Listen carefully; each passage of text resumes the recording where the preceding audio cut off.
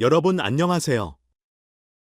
오늘 전해드릴 이야기는 한국 대중음악계와 예능 오디션 프로그램 현장에서 벌어진 충격적이고도 의미심장한 사건에 관한 것입니다. 2024년 12월, 대한민국의 대표적인 음악 경연 프로그램 중 하나로 알려진 현역가왕대회에서 예상치 못한 갈등이 불거졌습니다. 이 프로그램은 기존 오디션쇼나 가요 경연과 달리 이미 활발히 활동 중인 가왕급 가수가 진행을 맡아 다양한 참가자들의 실력을 검증하는 독특한 포맷으로 많은 이들의 기대를 모았습니다. 참가자들의 뛰어난 실력과 열정적인 공연들이 펼쳐지던 가운데 갑작스러운 논란이 터지며 시청자들과 방송 관계자들은 충격에 빠졌습니다. 그 논란의 중심에는 바로 유명 작곡가 윤명선과 참가자 오유진 사이에서 일어난 충돌이 자리하고 있었습니다. 윤명선은 수많은 히트곡을 탄생시킨 유명 작곡가로 그가 만든 곡들은 대중에게 늘 큰 사랑을 받아왔습니다.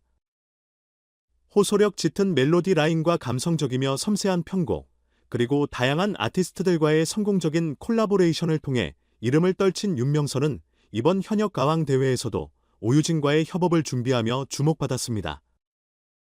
오유진은 방송 초기부터 주목받은 참가자로 그녀의 뛰어난 가창력과 개성 있는 스타일은 심사위원과 시청자들에게 강한 인상을 남겼습니다.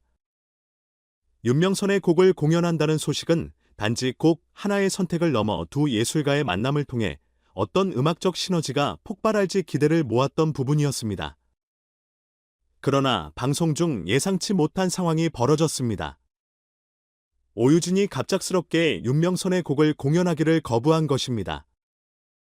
이는 단지 한 번의 무대 취소나 곡 변경을 넘어 프로그램 내에서 작곡가와 가수 사이에 존재하던 적 관계를 뒤흔드는 충격적인 사건으로 비춰졌습니다. 오유진이 왜 윤명선의 곡을 거부했는지에 대해서는 여러 가지 추측이 제기되고 있습니다. 한 가지 가능성은 오유진이 곡의 스타일이나 메시지에 공감하지 못했거나 자신의 음악적 색깔을 좀 더 강조하고자 하는 강한 욕구 때문이라는 분석이 나옵니다. 이는 아티스트가 단순히 주어진 곡을 소비하는 수동적 존재가 아니라 자신의 예술적 정체성과 방향성을 확립하고 이를 굳게 지키려는 능동적 예술가로서 행동한 것일 수 있습니다. 반면 이 행동은 윤명선에게 큰 실망을 안겼습니다. 윤명선은 그동안 자신의 곡에 대한 애정과 자부심을 기반으로 활동해온 인물로 아티스트들이 자신의 곡을 선택하고 해석하며 무대 위에서 완성시키는 과정을 통해 음악적 의미를 확장해왔다고 알려져 있습니다. 오유진의 갑작스러운 거부는 윤명선에게 있어 자신의 작품이 무시당한 듯한 느낌을 줬을 것이고, 이는 창작자로서 깊은 상처와 실망을 야기했습니다. 실제로 윤명선은 방송 후 인터뷰에서 오유진과 다시는 콜라보레이션을 하지 않겠다고 단호히 말하며 이번 사건이 그에게 얼마나 큰 충격으로 다가왔는지 분명히 드러냈습니다.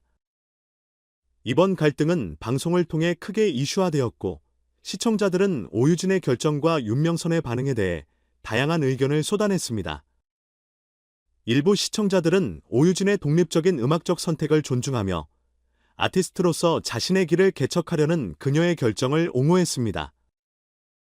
반면 다른 이들은 윤명선의 곡에 대한 예의를 지키지 않은 오유진의 행동에 실망을 표명하며 선배 작곡가와의 신뢰 관계를 고려하지 않은 처사라고 비판했습니다.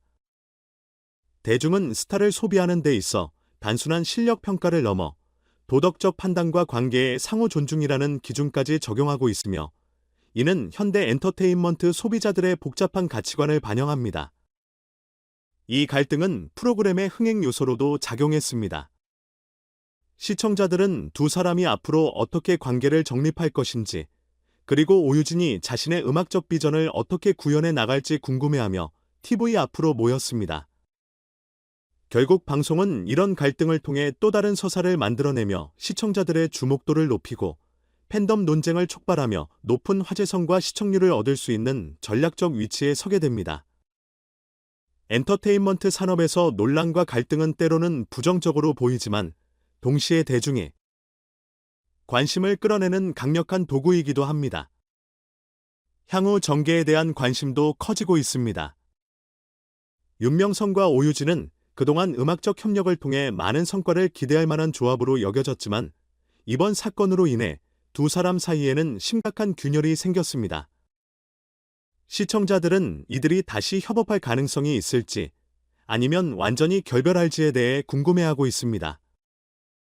과연 오유진이 자신의 음악적 색깔을 지키면서도 다른 창작자들과의 협업을 어떻게 조율할 것인지, 윤명선이 자신의 곡을 제대로 이해하고 해석해줄 예술가를 어떻게 찾아낼 것인지 등 음악적 가치관과 예술적 철학에 대한 더 깊은 논쟁이 이 사건을 계기로 벌어질 것입니다. 이번 사건은 단순히 개인 감정 문제가 아니라 예술 창작 과정에서 작곡가와 가수, 창작자와 해석자 사이의 필연적 갈등을 상징합니다. 음악은 작곡가의 의도와 가수의 해석, 관객의 수용이 삼위일체가 되어 완성되는 예술 형태이기 때문에 그 과정에서 의도와 해석이 충돌하는 사례는 과거에도 적지 않았습니다. 역사적으로 예술가들 사이의 충돌은 종종 새로운 스타일과 혁신을 탄생시키는 계기가 되었습니다.